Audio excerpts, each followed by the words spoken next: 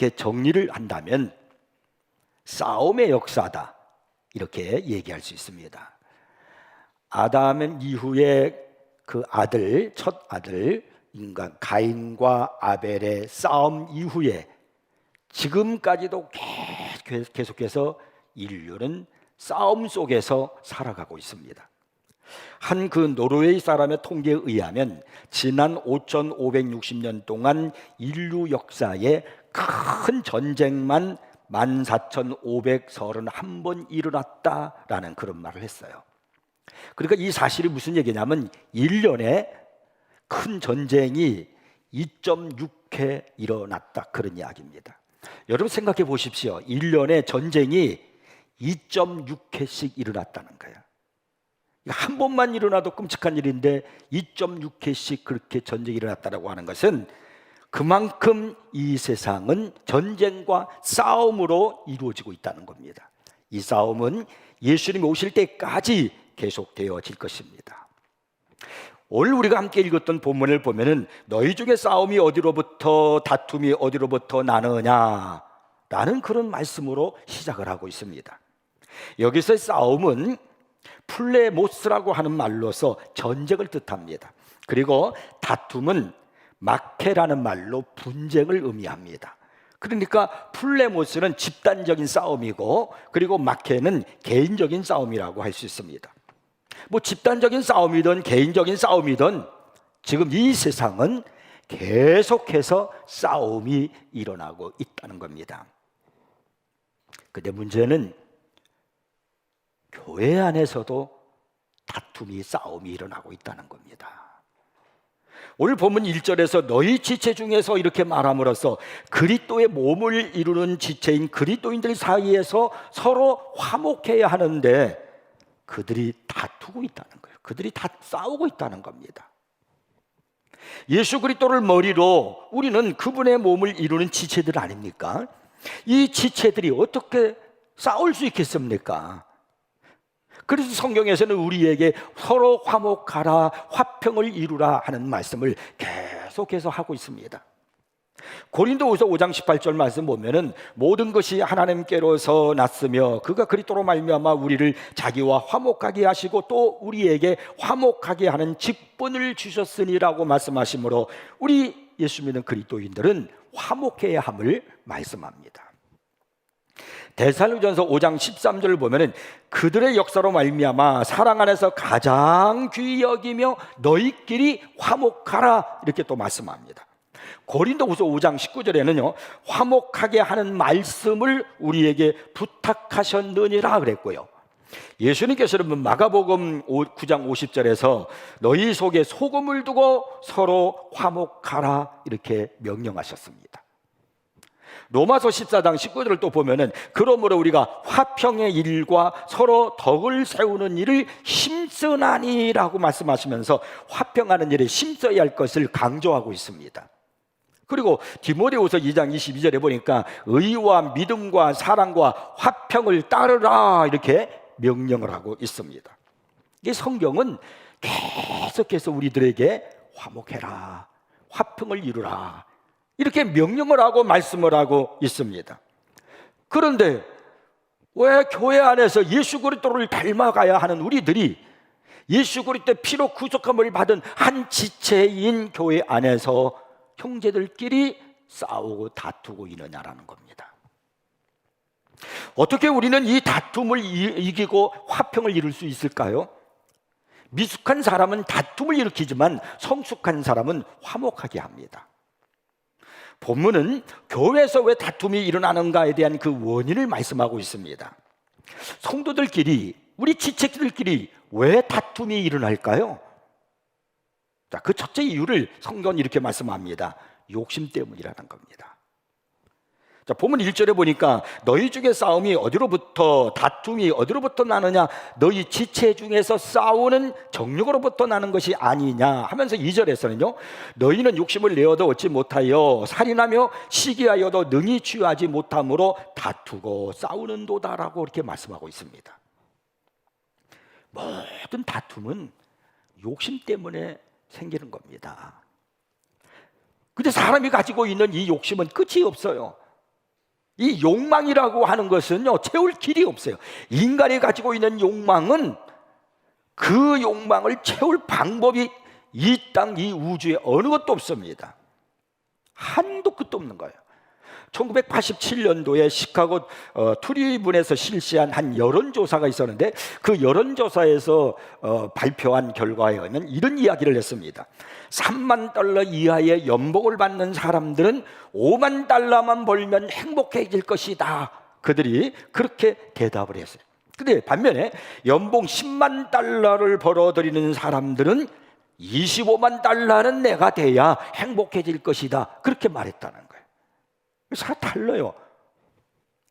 사람들은 내가 이 정도 돈을 벌면 행복해지겠지 하는 마음을 가지고 기대하고서 열심히 이 방법으로 이렇게 뛰고 돈을 벌려고 힘쓰고 있지만, 그 기대하는 것만큼 돈을 벌게 되면은 금세 만족하지 못하고 또다시 높은 수준으로 향한다는 거예요. 기대 수준이 상승하는 것만큼 우리는 행복하게 만들어줄 돈도 그 양을 꾸준히 자꾸 높여간다는 겁니다. 세계적인 최고의 부호였던 록펠러에게 어떤 사람이 찾아와서 이렇게 질문을 했다 그러죠. 얼마만큼 더 벌면 당신은 충분합니까? 그랬더니 이 록펠러가 하는 말이 아주 조금만 더요. 기대 수준 상승이에요. 아주 조금만 더요. 최고의 갑부를, 세계 최고의 그 부자였던 그 사람에게 얼마만큼 더 벌어야 만족하시겠습니까? 아주 조금만 더요. 그러니까 인간에게는 그 욕심을 채울 방법이 없다는 거예요. 이런 현상을 가지고 솔로몬 증후군이라고 이렇게 말합니다. 이 솔로몬 증후군이라는 것은 임시방편의 수단으로 영원한 것을 추구하려는 영혼이 겪는 고통을 말합니다. 근데 문제는 현대인들이 다 이 솔로몬 증후군에 시달리고 있습니다. 솔로몬처럼 부를 많이 누른 사람이 있을까요? 그는요, 중동 지역의 부와 교역을 독차지했습니다.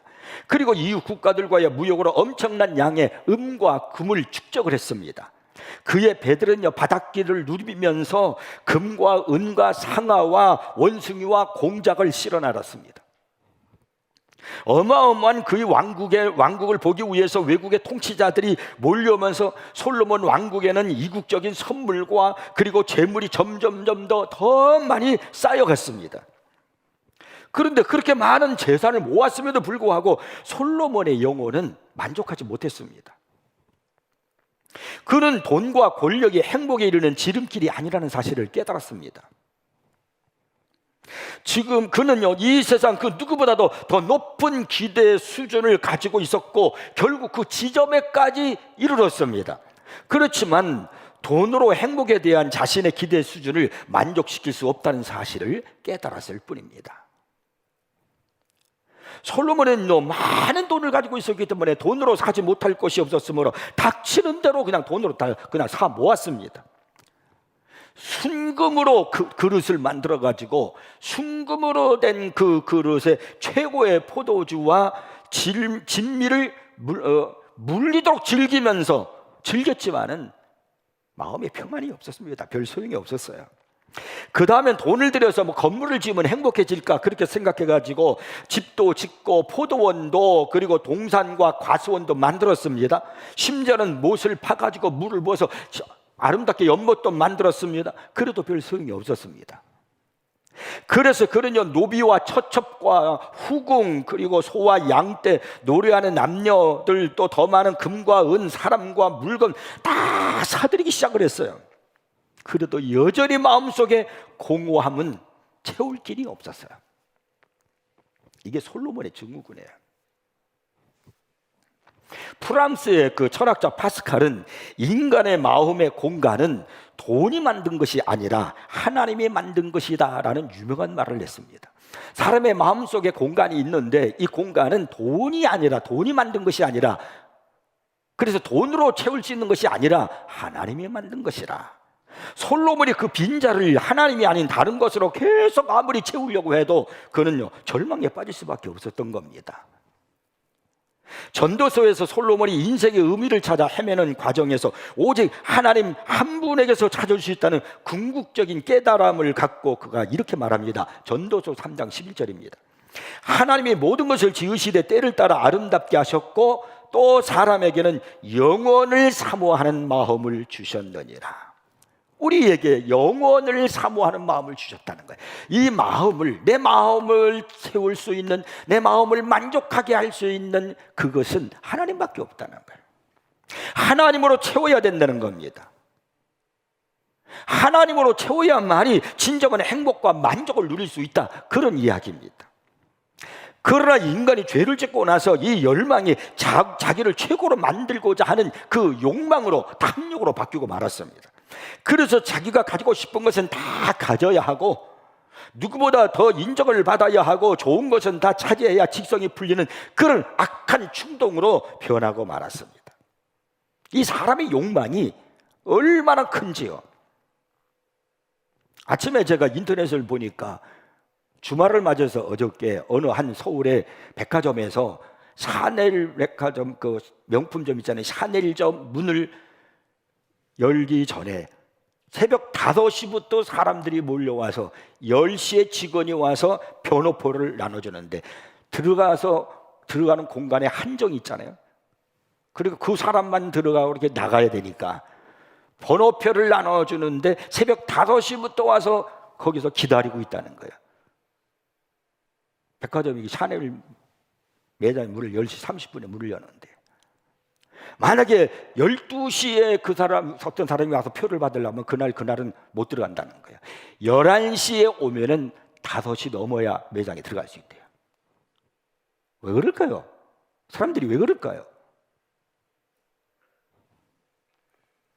이 욕망을 가지고 있는 거예요. 욕망. 그 욕심은 한도 끝도 없는 거예요. 이런 욕망을 가진 사람들로 인해서 그런 마음을 가지고 있는 그 상태로 교회를 나오게 되니까 교회 안에서 다툼이 일어나는 겁니다. 시편 133편 1절 말씀 보니까 아름다운 성도의 교제의 모습을 이렇게 성경은 기록하고 있습니다. 보라, 형제가 연합하여 동거함이 어찌 그리 선하고 아름다운고. 이것이 진정한 교회의 모습이 아닐까요? 그런데 오늘날 선하고 아름다워야 할 그리스도인의 교제가 얼마나 어둡고 우울한 비극적 갈등으로 변질되어 있습니까? 가장 평화롭고 은혜스러워할 교회에 왜 다툼이 일어나고 있는 것입니까? 다른 거 없습니다. 욕심 때문에 그렇다는 거예요. 그 다툼의 원인, 시험의 원인 다 그거 욕심 때문에 그렇다는 거예요. 근데 이 싸움은 사도 야고보가 이 야고보서를 기록할 때 그때만 있었던 것이 아닙니다. 예수님 당시에 예수님의 제자들도 서로 하늘나라의 높은 자리를 앉으려고 예수님 앞에서 그들이 막 다투고 싸웠어요. 왜? 욕망 때문에. 사도행전 6장에 보니까 예루살렘 교회, 초대교회 예루살렘 교회가 문제가 생겼어요. 다툼이 생겼어요. 그것이 바로 뭐냐면 과부들에게 구제를 하는데 히브리파 과부가 있고 헬라파 과부들이 있는데 히브리파 과부들에게는 더 많이 가고 헬라파 과부들에게는 구제가 소홀히 간다, 뭐 이런 생각들로 인해 가지고 서로 그것 때문에 다툼이 생긴 거예요. 욕심 때문에 그런 거예요. 결국은 갈라디아서 5장 15절 말씀 보니까 만일 서로 물고 먹으면 피차 멸망할까 조심하라, 이렇게 말씀하면서 갈라디아 교회 비극적인 그 싸움의 이야기를 하고 있습니다. 에베소서 4장 3절을 보면은 평안에 매는 줄로 성령이 하나 되게 하신 것을 힘써 지키라, 이렇게 말씀하신 것은요, 하나 되지 못한 에베소 교회의 비극을 지금 전제로 말씀하고 있는 겁니다. 빌립보 교인 중에 사도 바울이요, 유오디아와 순두계라는 두 여인을 향해서 뭐라고 그랬냐면요, 주 안에서 같은 마음을 품으라, 이렇게 고면을 했어요. 빌립보 교회에 유오디아와 순두계라는 두 여인을 향해서. 왜 그러냐면 이 두 여인 사이에 갈등이 있고 다툼이 있어가지고 교회가 어두워진 겁니다. 그래서 주 안에서 같은 마음을 품으라고 그렇게 말하고 있는 거예요. 이런 다툼의 이야기는 안타깝게도 오늘도 이 공동체 안에서, 교회 안에서 계속해서 일어나고 있다는 겁니다. 어떻게 우리는 다툼을 만들지 않고 화목하게 하는 은혜의 공동체로 살아갈 수 있을까요? 마지막을 살아가는 우리들, 지금 죄악에 관영하는 이 시대에 살아가는 우리들일수록 더 깨어 있어야 됩니다. 계속 세상은 세속을 향해서 치닫고 있습니다. 그 유혹의 손길은 교회 안에까지 들어와서 계속 우리들이 신앙생활을 하면서도 세속주의에 물들어 신앙생활을 하고 있습니다. 세속주의에 물들면 우리 마음속에 욕심이 생기게, 탐욕이 생기는 거예요. 그런 마음은 결코 교회를 화평으로 만들 수가 없어요. 그래서요, 베드로전서 4장 7절 8절 말씀 보니까 만물의 마지막에 가까이 왔으니 그러므로 너희는 정신을 차리고 근신하여 기도하라. 무엇보다도 뜨겁게 서로 사랑할지니 사랑은 허다한 죄를 덮느니라면서 종말론전 메시지를 우리에게 던져주고 있습니다. 이런 위기 속에서, 이 어려움 속에서 우리들이 꼭 반드시 해야 될 게 바로 뭐냐면 무엇보다 뜨겁게 사랑하라는 겁니다. 욕망을 품지 말고, 탐욕을 품지 말고 사랑하라는 겁니다.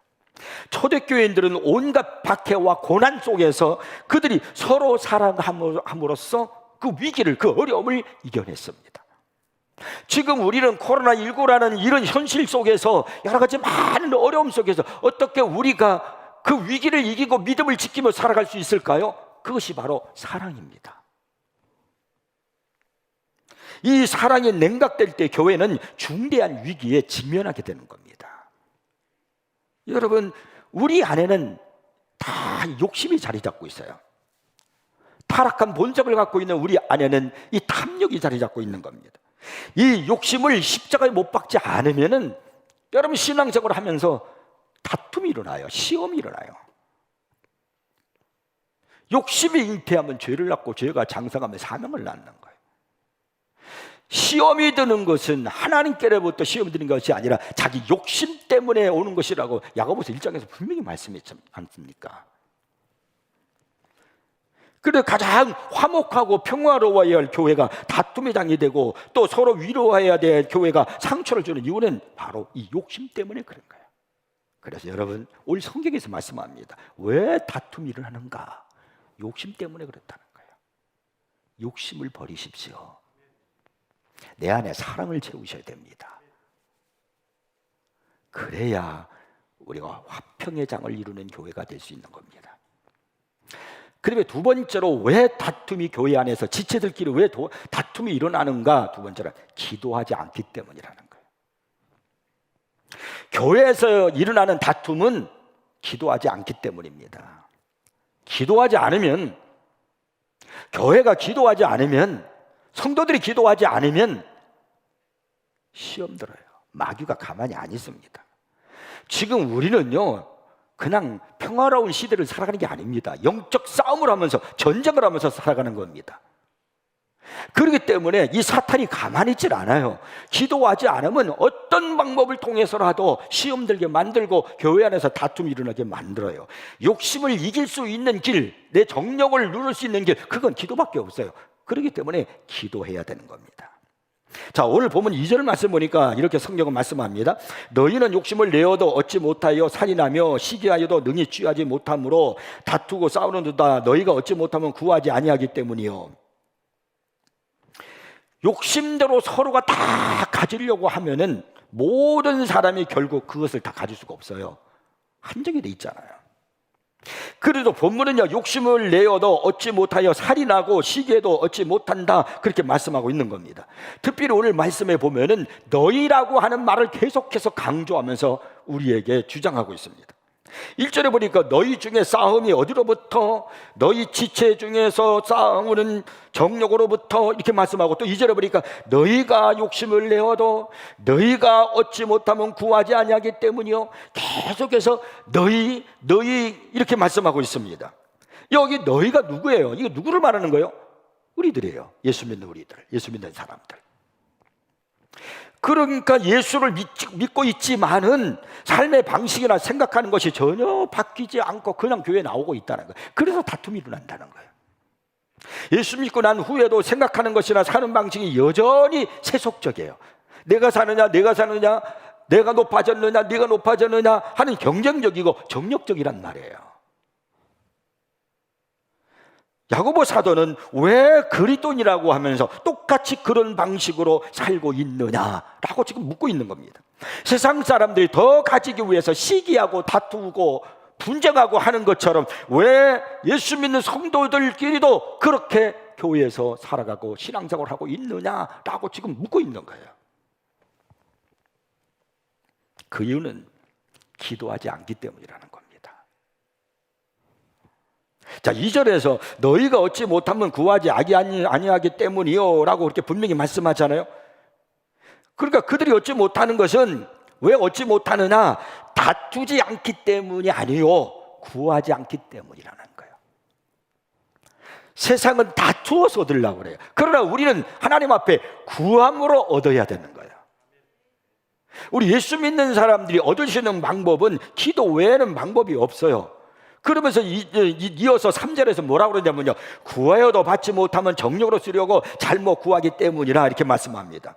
구하여도 받지 못하는 것은 잘못 구하기 때문이라는 겁니다. 자, 그렇다면 잘 구하는 것은 무엇입니까? 잘 구하면 받을 수 있다는 거 아니에요? 그러니까 바른 기도가 뭐냐 이런 말이죠.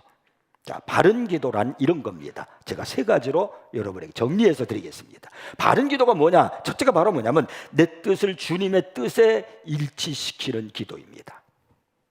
잘못 구하는 기도는 하나님의 뜻에 따라 기도하지 않고 자신의 이기적인 정욕을 따라서 기도하는 거예요. 이런 기도는 언제나 나를 먼저 생각하고 내 위주로 기도를 합니다. 하나님께서 무엇을 원하시든 성경에 뭐라고 말씀하시든 상관없습니다. 오직 내 뜻과 내 소원만 내놓고 자신의 쾌락적 욕심을 만족시키기 위해서 드리는 기도, 이거 잘못된 기도라는 겁니다. 여러분 잘 아시는 대로 예수님께서 겟세마네 동산에서 기도하신 그 내용이 뭡니까? 주님이 어떻게 기도하셨습니까? 누가복음 22장 42절 보니까 이렇게 성경 기록합니다. 아버지여, 만일 아버지의 뜻이거든 이 잔을 내게서 옮기시옵소서. 그러나 내 원대로 마시옵고 아버지의 원대로 되기를 원하나이다. 하나님의 뜻에 내 이 뜻을 일치시키는 기도, 그것이 바로 겟세마네 동산에서 예수님이 하신 기도였습니다. 그리고 그 기도에 응답을 받았는데 그것이 바로 뭐냐면 십자가였습니다. 무엇이 잘못돼가지고 십자가를 지신 것이 아니라 밤새 기도하시고 그 응답으로 십자가를 지신 것입니다. 그러나 잘못된 기도의 자세로 볼 때는 십자가는 응답이 아닙니다. 그것은 잘못되어서 진 것이고 실수해서 진 것으로 실수한 응답이다, 이렇게 생각을 할 수 있습니다. 그렇기 때문에 여러분, 잘못된 기도는 이렇게 무서운 거예요. 바른 기도를 해야 됩니다. 미토라고 하는 분은 아주 기도의 본질에 대해서 아주 이런 은혜로운 말을 했습니다. 들어보십시오. 기도의 본질은 우리가 원하는 것을 하나님으로부터 얻어내는 것이 아니라 하나님에 의해 우리가 변화되어 하나님께서 우리에게 원하시는 것을 우리도 원하게 되는 것이다. 그게 기도의 본질이라는 거예요. 내 뜻을 주님의 뜻에 일치시키는 기도가 바른 기도입니다. 그 다음에 두 번째 바른 기도가 뭐냐? 항상 응답을 듣는 기도가 바른 기도입니다. 기도하면서 시간 응답을 듣고 또 생활 속에서 응답이 이루어지는 것을 보게 됩니다. 그리고 깨닫게 돼요. 그래서 달라고 기도하다가 마지막에는 감사와 찬송으로 끝나게 되는 겁니다. 고아의 아버지라고 불리는 조지 뮬러, 이분은 기도의 성자라고 그러죠.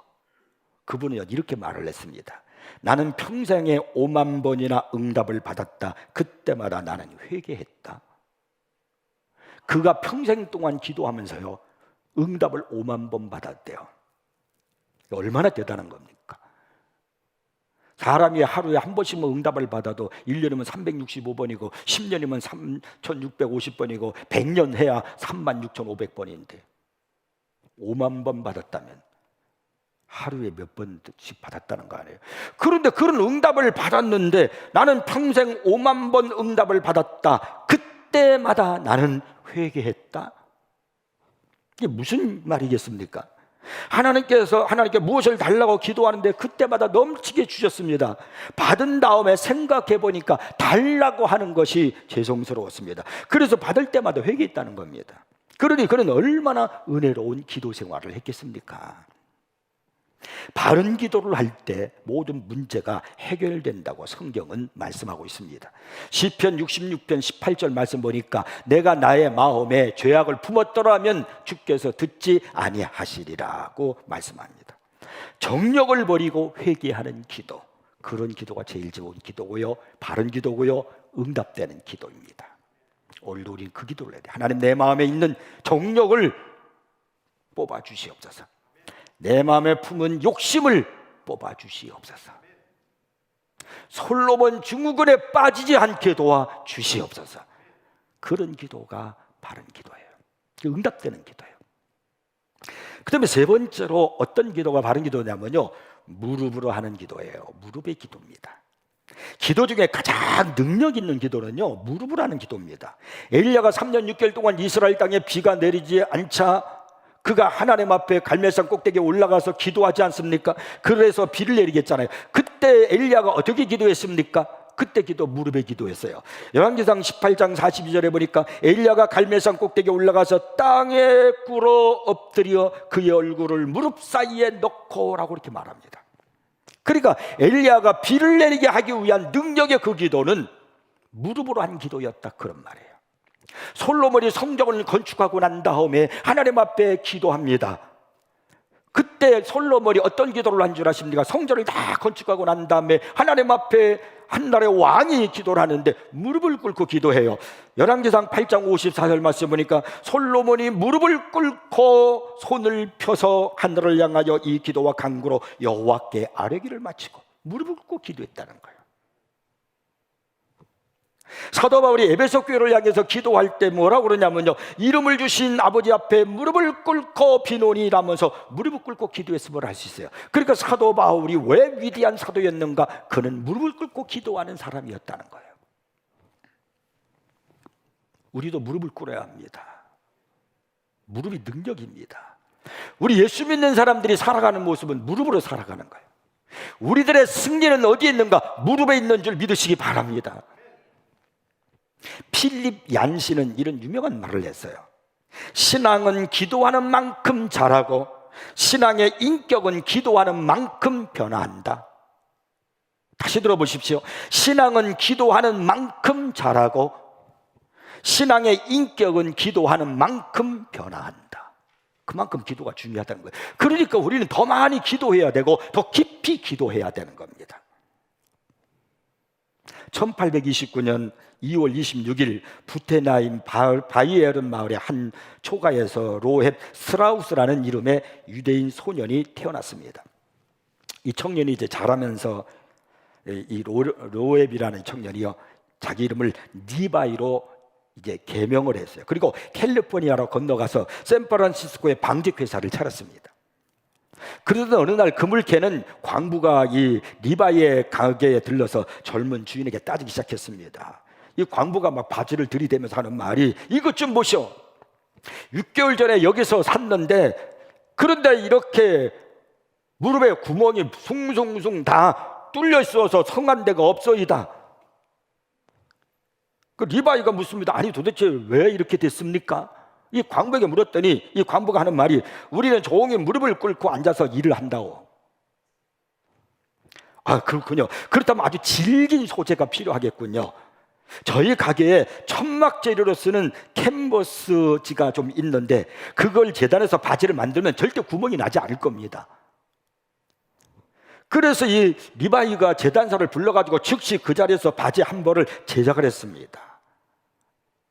이것이요 서부 전역의 광부들에게 퍼져가지고 그 광부들 모두가 다 입게 되었고, 그리고 또 그것이 오늘날까지 모든 사람, 많은 사람들이 즐겨 입는 옷이 되었어요. 그게 뭔 줄 아십니까? 청바지요. 근데 그때 그 리바이 그 사람의 이름을 따서 만든 청바지가 리바이스 청바지예요. 오늘 우리들도 그 당시 광부들처럼 무릎으로 달아버린 그 바지로 인해서 좀 고민해보는 그런 신앙생활을 하면 어떨까요? 하나님, 내가 하나님 앞에 무릎 꿇고 기도했더니, 너무나 무릎 꿇고 기도했더니 내 무릎이 다 닳아버렸네요. 하나님 나라의 일의 대부분은 다 무릎으로 하는 겁니다. 신앙생활은 무릎으로 하는 거예요. 영국의 찬송 작사가 윌리엄 쿠퍼는요, 사탄은 무릎 꿇는 연약한 성도를 보고 떤다라는 그런 말을 했어요. 사탄이 누구를 보고 두려워하느냐? 무릎 꿇고 있는 연약한 성도, 무릎으로 기도하는 연약한 성도라. 사탄이 떠는 성도가 되기를 바랍니다. 찰스 헤던 스펄전은요, 내가 너무 약해서 몸을 일으켜 무릎 꿇고 기도하지 못한다면 침상에서 내 기도가 무릎을 꿇고 내 마음이 무릎을 꿇을 것이며 그 기도는 이전과 변함없이 용납될 것이다 라는 그런 말을 했습니다. 이제 우리가 무릎으로 살아가는 인생이 돼야 돼요. 전능하신 하나님 앞에 내가 무릎을 꿇고 머리를 숙일 때 그분은 나의 창조주요, 보호자요, 구속주요, 친구로 기꺼이 나와 가까이 함께 하실 것입니다. 우리 자신과 우리 계획과 우리 문제들을 그분께 굴복시킬 때 그분은요, 당신의 영광과 우리의 유익을 위해서 내 인생에 개입하실 것입니다. 오늘 성경은 너희가 얻지 못하면 구하지 아니하기 때문이요 라고 분명히 이렇게 말씀합니다. 여러분, 우리가 더 풍성하고 강력한 그런 인생을 살기 위해서 우리가 하나님 앞에 더욱 기도하는 모습이 필요한 겁니다. 그동안 너무 기도를 잃어버리지 않았습니까? 코로나19라는 그 사실 때문에 우리는 기도를 놓치고 살지 않았습니까? 이제 여러분, 사랑하는 새인교 성도 여러분, 내일부터 있는 이 세일의 특별 새벽 기도를 통해서 여러분의 무릎이 능력의 무릎으로 만드시기를 바랍니다. 주님 앞으로 나오십시오. 엘리야처럼, 솔로몬 왕처럼요, 예수님의 겟세마네 동산에서 기도했던 그 모습처럼 이제 우리가 새벽을 깨우고 나와서 무릎으로 하나님 앞에 나아갈 때 주께서 우리를 힘을 주시고 우리에게 은혜를 덧입혀 줄 줄 믿습니다. 사탄은 무릎을 꿇은 사람을 두려워 떱니다. 저는 우리 새인교 성도 여러분들을 두려워 떠는, 사탄이 무서워하는 그런 성도가 꼭 되기를 바랍니다. 이제 오늘 결단하시고요, 꼭 기도와 말씀으로 무장하고 기도로 나의 정욕을, 욕심을 이기고 기도로 하나님의 응답을 받아 살아가는 우리 성도들이